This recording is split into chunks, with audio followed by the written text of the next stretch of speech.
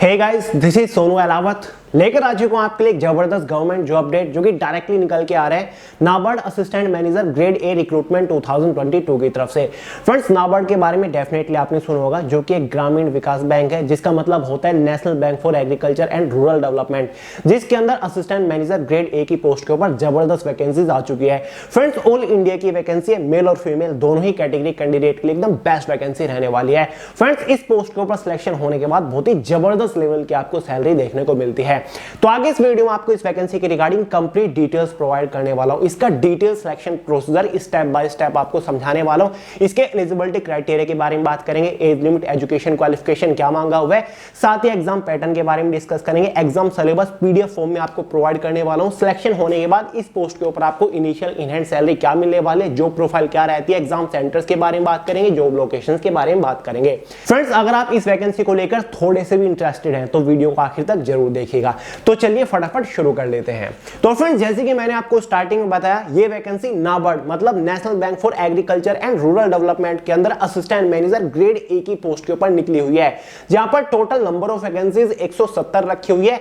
लेकिन assistant manager grade A RDBS मतलब rural development banking service की टोटल नंबर ऑफ पोस्ट 161 रखी हुई है, जो कि सबसे ज्यादा पसंद किए जाने वाली पोस्ट होती है। आरडीबीएस के साथ साथ आपकी राजभाषा की भी निकली हुई है। और फ्रेंड, जैसे कि हमारा आरडीबीएस है, इसके अंदर भी आपकी सब पोस्ट रखी हुई है, जिसमें से जनरलिस्ट यानी कि जनरल की पोस्ट सबसे ज्यादा पसंद की जाती है। टोटल नंबर ऑफ वैकेंसी शायद 80 मतलब सबसे ज्यादा रखी हुई है। साथ ही स्पेशलिस्ट की पोस्ट है, एग्रीकल्चर की पोस्ट है, इंजीनियर की पोस्ट है, फाइनेंशियल की पोस्ट है और भी काफी सारी डिफरेंट पोस्ट हैं। सबसे ज्यादा लोग इसके अंदर जनरल की पोस्ट को पसंद करते हैं, क्योंकि जनरल की पोस्ट एक लौती ऐसी पोस्ट है जिसके लिए एजुकेशन क्वालिफिकेशन कोई खास ज्यादा कॉम्प्लिकेटेड नहीं रखा हुआ है। साथ ही सिलेक्शन प्रोसीजर भी कोई खास ज्यादा कॉम्प्लिकेटेड नहीं है। तो इस वीडियो में ज्यादा फोकस जनरल वाली पोस्ट के ऊपर ही हम करने वाले हैं, ठीक है। तो फाइनली बात कर लेते हैं इसकी इंपॉर्टेंट डेट्स के बारे में। फ्रेंड्स, फॉर्म इसके आज से ही मतलब 18 जुलाई 2022 से स्टार्ट हो चुकी है। फॉर्म की जो लास्ट डेट रहेगी वो 7 अगस्त 2022 रहने वाली है। इसका जो प्रीलिमिनरी ऑनलाइन एग्जाम होगा वो सितंबर के फर्स्ट वीक में ही हो जाएगा। तो अभी से धुआंधार तैयारी शुरू कर दीजिए। बात करते हैं इसकी फॉर्म फीस के बारे में। जनरल ओबीसी कैटेगरी वालों के लिए 800 फॉर्म फीस चार्ज किए गए हैं। बाकी एसटी, एससी, पीडब्ल्यूडी कैटेगरी वालों के लिए 150 फॉर्म फीस चार्ज किए गए हैं। फाइनली बढ़ते हैं इसके एलिजिबिलिटी क्राइटेरिया की तरफ, जिसमें सबसे पहले एज लिमिट देखते हैं, उसके बाद एजुकेशन क्वालिफिकेशन को देखेंगे। जनरल वालों के लिए मिनिमम एज लिमिट यहां पर 21 ईयर रखी गई है, मैक्सिमम एज लिमिट 30 ईयर रखी गई है। ओबीसी, एसटी, एससी कैटेगरी वालों को अपनी एज के अंदर रिलैक्सेशन देखने को मिल जाएगा, जहां पर ओबीसी वालों को 3 ईयर का एज रिलैक्सेशन मिलेगा, एसटी एससी वालों को 5 ईयर का एज रिलैक्सेशन मिल जाएगा। बाकी पीडब्ल्यूडी वालों के लिए भी एज रिलैक्सेशन यहां पर रखा हुआ है। एज जो आपकी इसमें कैलकुलेट होगी वो 1 जुलाई 2022 को होने वाली है। सीधा सीधा समझ लीजिए, यानी कि अगर आप जनरल कैटेगरी से बिलोंग करते हो तो आपका जन्म 2 जुलाई 1992 से लेकर 1 जुलाई 2001 के बीच में हुआ है, तो आप इस वैकेंसी के लिए एलिजिबल आप फॉर्म अप्लाई कर सकते हैं। बात करते हैं एजुकेशन क्वालिफिकेशन के बारे में, जो कि कोई खास ज्यादा कॉम्प्लिकेटेड नहीं है। फ्रेंड्स, अगर आपने कोई भी बैचलर डिग्री पास की हुई है विद 60% मार्क्स और आप ओबीसी या फिर जनरल कैटेगरी से बिलोंग करते हो तो आप एलिजिबल आप फॉर्म अप्लाई कर सकते हैं।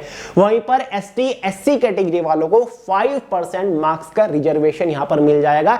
एसटी, एससी वालों ने कोई भी बैचलर डिग्री अगर पास की हुई है 55% मार्क्स के साथ तो वो एलिजिबल है, फॉर्म अप्लाई कर सकते हैं जनरल वाली पोस्ट के लिए। क्लियर है। फाइनली बात करते हैं इसके सिलेक्शन प्रोसीजर के बारे में, यानी कि जब आप इस वैकेंसी के लिए फॉर्म अप्लाई कर दोगे तो फाइनल सिलेक्शन लेने तक आपको किस किस स्टेज से होकर गुजरना पड़ेगा। बेसिकली इसका कंप्लीट सिलेक्शन प्रोसीजर 3 ही मेजर स्टेजेस के ऊपर टिका हुआ है, जिसमें से स्टेज फर्स्ट में आपका एक प्रीलिमिनरी एग्जाम होगा, जो कि टोटल 8 डिफरेंट सेक्शंस मतलब 8 सब्जेक्ट से एग्जाम में क्वेश्चन आएंगे, ठीक है। 200 मार्क्स का होगा, 200 क्वेश्चंस आएंगे। उसके बाद आपका एक मेंस एग्जाम होगा जो कि डिस्क्रिप्टिव पेपर होगा, साथ ही कुछ ऑब्जेक्टिव क्वेश्चंस भी होंगे। और तीसरे स्टेज में आपका एक इंटरव्यू होने वाला है, इसको हम पर्सनैलिटी टेस्ट भी कह सकते हैं, जो कि 50 मार्क्स का होगा। इंटरव्यू का नाम सुन के घबराइएगा मत, वीडियो छोड़ के मत जाइएगा, बहुत ज्यादा कॉम्प्लिकेटेड नहीं होगा। अगर आप थोड़ी सी मेहनत करोगे, थोड़ा यूनिक तरीके से तैयारी करोगे तो डेफिनेटली क्रैक कर लोगे। तो फाइनली स्टेप बाय स्टेप एक एक स्टेज के बारे में बात करते हैं। बात करते हैं स्टेज फर्स्ट के बारे में, जिसमें आपका प्रीलिमिनरी होगा, जो कि मेरे हिसाब से सितंबर के फर्स्ट वीक में हो जाएगा।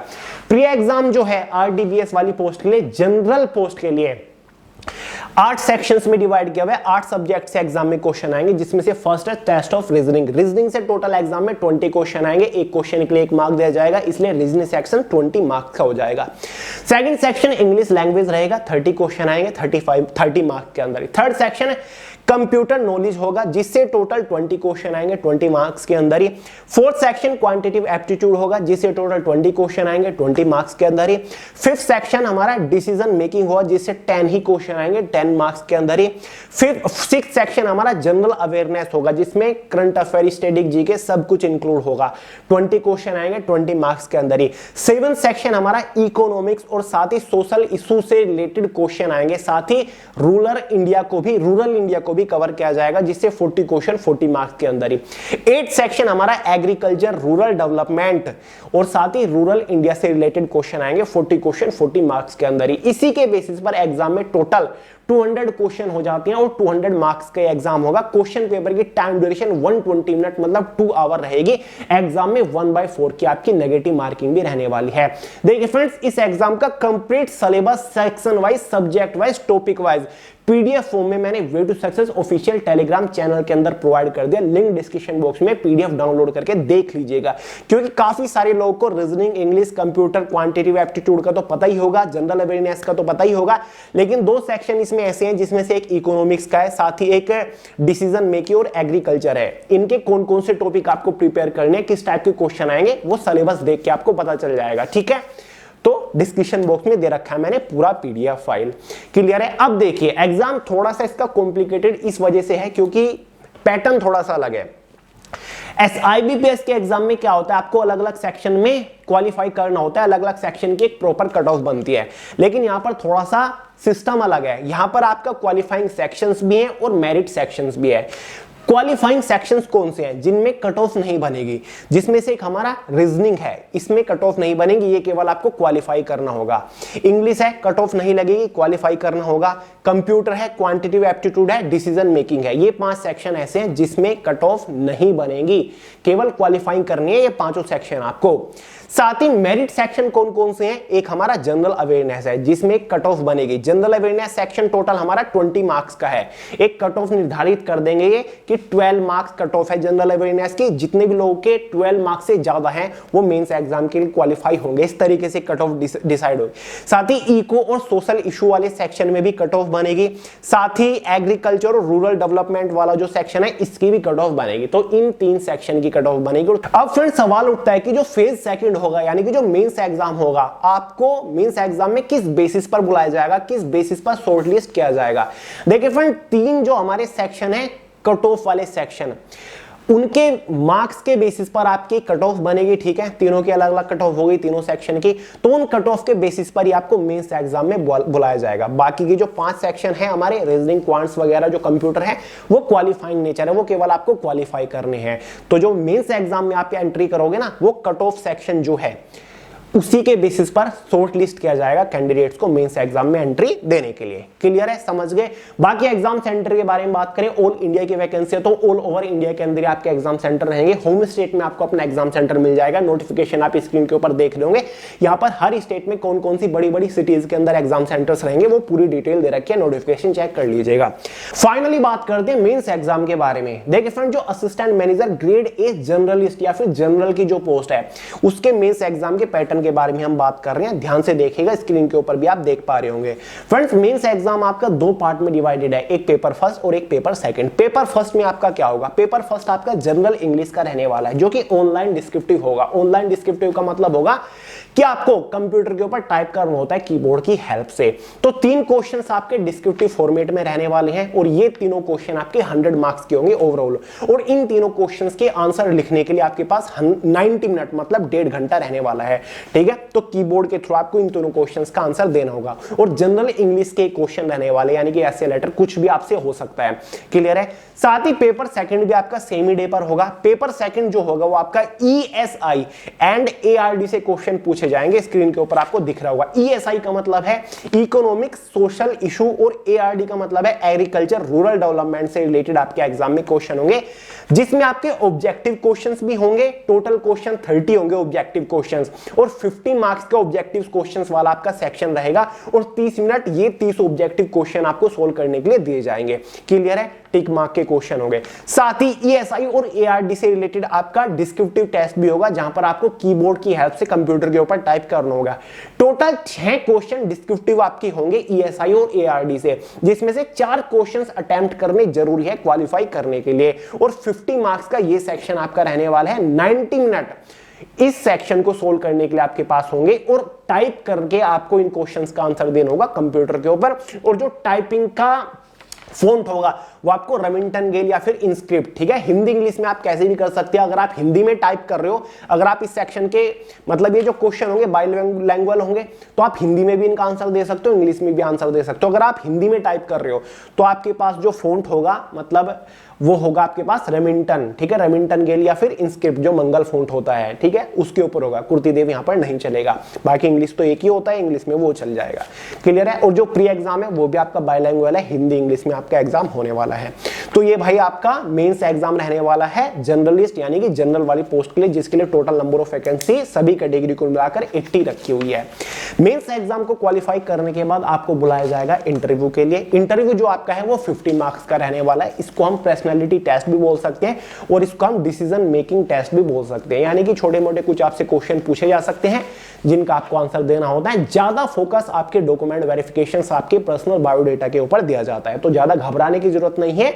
सर्च करिएगा, गूगल करिएगा, यूट्यूब के ऊपर सर्च करिएगा, आपको आंसर मिल जाएगा कि किस तरीके से इसका इंटरव्यू होता है। 50 मार्क्स का होता है। फाइनली बारी आती है फाइनल सिलेक्शन के बारे में कि फाइनल सिलेक्शन आपको किस बेसिस पर दिया जाता है। फाइनल सिलेक्शन जो होगा ना वो मेंस एग्जाम के मार्क्स के बेसिस पर होगा और साथ ही इंटरव्यू के मार्क्स के बेसिस पर होगा।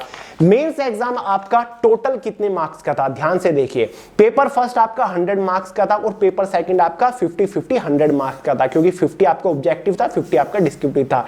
तो मेंस एग्जाम आपका ओवरऑल 200 मार्क्स का हो गया। तो 200 मार्क्स और प्लस इंटरव्यू के मार्क्स कितना हो गया 250। तो फाइनल कट ऑफ जो आपकी बनेगी वो 250 मार्क्स में से बनेगी, यानी कि मेंस एग्जाम के मार्क्स के बेसिस पर प्लस इंटरव्यू के मार्क्स के बेसिस पर आपकी फाइनल कट ऑफ बनेगी। तो फाइनल कट ऑफ बनेगी आउट ऑफ 250 मार्क्स में से। इसको कंप्रेस भी किया जा सकता है या फिर इसको ऐसे भी छोड़ा जा सकता है, ठीक है। अगर आप उस फाइनल कट ऑफ को क्वालिफाई कर लेते हो, आपके मार्क्स ज्यादा उस कट ऑफ से ज्यादा, तो फाइनली आपका सिलेक्शन हो जाएगा जर्नलिस्ट की पोस्ट के बारे में के ऊपर। बाकी अदर पोस्ट का जो मेंस एग्जाम है वो थोड़ा सा डिफरेंट है, देख लीजिएगा नोटिफिकेशन में अगर आप किसी अदर पोस्ट के लिए एलिजिबल है, क्योंकि ज्यादातर जो लोग हैं ना वो जनरल वाली पोस्ट के लिए फॉर्म अप्लाई करते हैं। फाइनली बात कर लेते हैं सिलेक्शन होने के बाद आपको इनिशियल इन हैंड सैलरी क्या मिलेगी। सैलरी अपने आप में बहुत ही जबरदस्त है। सिलेक्शन होने के बाद इनिशियल इन हैंड सैलरी आपको इसमें 62,600 के आसपास मिलेगी, यानी कि 62,500 से ज्यादा आपकी नेट सैलरी रहेगी with all and extra allowances. और ये नेट सैलरी है, ग्रोस सैलरी आपकी मंथली 70,000 के आसपास रहती है, ठीक है। उसके बाद डिटेक्शन होने के बाद फंड वगैरह कटने के बाद आपकी सैलरी 62,600 रह जाती है, यानी कि इन हैंड सैलरी आपकी इनिशियल इन हैंड सैलरी 62,600 है, जो कि अपने आप में बहुत बढ़िया लेवल की सैलरी मानी जाती है। और काम करते रहोगे आपकी सैलरी 1.5 लाख से भी ज्यादा हो जाएगी, बहुत ज्यादा 2 लाख के करीब आपकी सैलरी पहुंच जाएगी, क्योंकि हर साल आपको अच्छा खासा इंक्रीमेंट मिलता रहेगा। जॉब लोकेशन के बारे में बात करें तो भाई ऑल इंडिया की वैकेंसी है, आपको ऑल ओवर इंडिया के अंदर आपकी जॉब लोकेशन रहने वाली है। तो भाई ये इसका पूरा सिलेक्शन प्रोसीजर मैंने आपको समझा दिया है। इसका डिटेल सिलेबस आप way to success official Telegram channel के अंदर से डाउनलोड कर लीजिएगा। देखिए फ्रेंड्स, ये नहीं कहूंगा कि बहुत ही इजी है इस वैकेंसी के अंदर सिलेक्शन लेना, और बहुत मुश्किल भी नहीं है। अगर आपको खुद के ऊपर कॉन्फिडेंस है, आप कुछ बड़ा करना चाहते हो, आप एक रेप्यूटेड गवर्नमेंट जॉब लेना चाहते हो, आपको चैलेंजेस से लड़ना पसंद है, मुसीबत को देख के पीछे नहीं हटते हैं आप बड़े टारगेट सेट करते हो अपने लिए, तो ये अपॉर्चुनिटी आपके लिए ही है। भिड़ जाइए, मेहनत ज्यादा लगेगी, लेकिन अगर आपने इसको क्रैक कर लिया तो यार लाइफ सेट हो जाएगी, ये मेरी गारंटी है। ऑब्वियसली मेहनत आपको ज्यादा करनी पड़ेगी, छोटा मोटा एग्जाम नहीं है, बड़े लेवल का एग्जाम माना जाता है, और आप इसको उखाड़ के फेंक सकते हो अगर खुद के ऊपर बिलीव है। यार छोटे छोटे गोल तो सब बनाते हैं, एसएससी एमटीएस एसएससी सीएचएसएल तो सब फोड़ रहे हैं, इसको टारगेट बनाइए, तब जाके मजा आएगा। तो चलिए दोस्तों, कमेंट करके जरूर बताइएगा कौन कौन इस वैकेंसी के लिए फॉर्म अप्लाई कर रहे हैं, मुझे भी तो पता चले कि कितने लोग हैं जो कि चैलेंजेस को लेते हैं। तो चलिए, वीडियो पसंद आए लाइक करेगा, दोस्तों शेयर करेगा, चैनल को सब्सक्राइब करना मत भूलिएगा। बाकी वे टू सक्सेस की नई करंट अफेयर की बुक आ चुकी है जिसमें लास्ट 12 मंथ्स के करंट अफेयर मैंने मेंटेन कर रखे हैं बहुत ही अच्छे तरीके से।